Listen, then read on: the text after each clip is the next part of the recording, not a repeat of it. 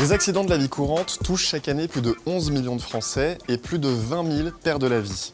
La grande majorité de ces accidents survient pourtant dans un lieu qui nous est très familier. Ce lieu, le voilà.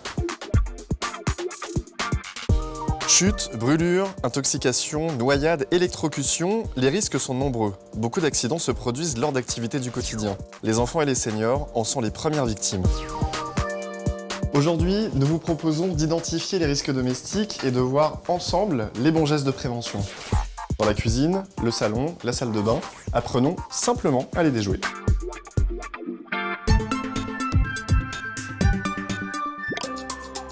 On passe beaucoup de temps dans la cuisine. C'est un peu le cœur de la maison, mais c'est aussi la pièce de tous les dangers. Brûlure, coupure ou intoxication.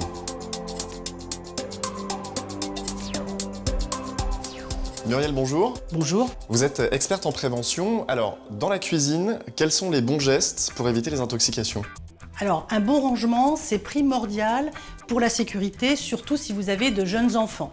Pour éviter les intoxications, pensez à ranger en hauteur les produits ménagers ou à les stocker dans un endroit inaccessible des enfants. Pensez également à bien revisser les bouchons sécurité et surtout, ne transvasez jamais un produit toxique dans une bouteille d'usage courant. Dans la cuisine, il y a beaucoup d'objets coupants. Alors, comment éviter les accidents ? La première des précautions, ça va être de ranger les objets coupants ou tranchants dans des tiroirs que l'on peut sécuriser à l'aide de blocs tiroirs. Deuxième précaution, attention au lave-vaisselle, on met les couteaux pointe en bas systématiquement. Et puis enfin, on jette à la poubelle les boîtes de conserve ouvertes qui peuvent être coupantes. Et puis, la cuisine, c'est le lieu d'une brûlure grave sur 3, n'est-ce pas Muriel ? Oui, pour les éviter, on tourne les queues de casserole vers l'intérieur et on utilise plutôt les plaques du fond. Attention également à la porte chaude du four. Si besoin, vous pouvez installer une grille de protection sur la vitre de votre four. Faites refroidir les plats brûlants hors de portée des enfants. Enfin, vérifiez bien la température des aliments chauffés au micro-ondes avant de les servir. Merci Muriel pour ces conseils. Et si on passait au salon maintenant ? Allons-y.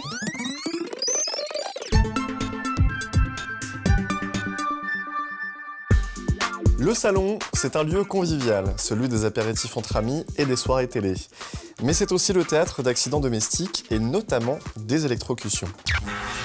Pourtant, la plupart de ces accidents pourraient être évités. Mais comment, Muriel ?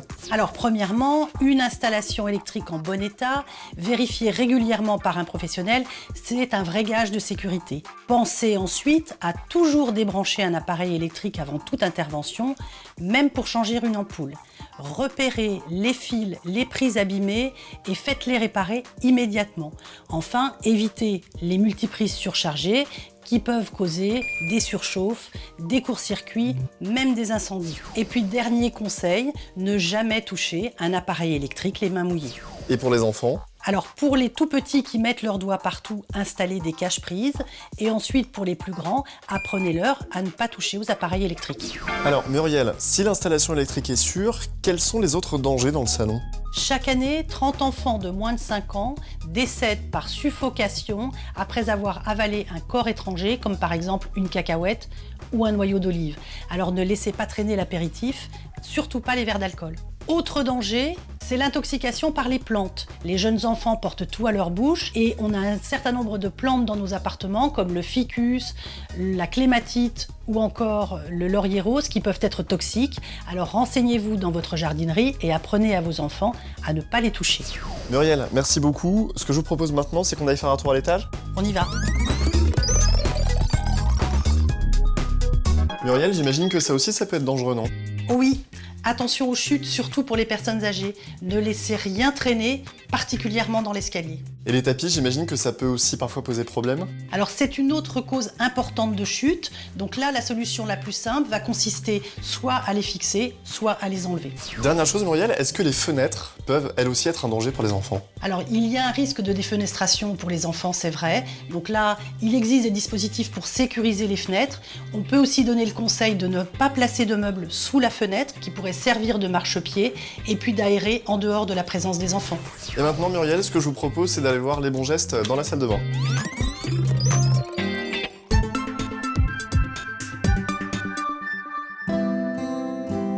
Le bain, c'est un moment de détente, mais pour qu'il le reste, Muriel, quelles sont les précautions à prendre? Alors le premier conseil, c'est de ne jamais laisser bébé seul dans son bain, même avec un dispositif adapté et même pour quelques minutes. Vérifiez bien la température de l'eau et mettez hors de portée les gels douche, les shampoings, les cosmétiques et surtout, évidemment, les médicaments. Et est-ce qu'il y a des risques particuliers à l'utilisation des appareils électriques? Oui, dans la salle de bain, débranchez et rangez immédiatement après usage, le sèche-cheveux par exemple. Dernier petit conseil pour éviter les glissades, on va installer des tapis antidérapants à l'intérieur et à la sortie de la douche ou de la baignoire. Comme nous venons de le voir, il est très facile d'éviter les accidents dans la maison. Il suffit de quelques précautions et d'un peu d'attention. Alors, rendez-vous sur le site d'Attitude Prévention pour connaître tous les bons gestes de la prévention à partager avec vos proches, petits et grands.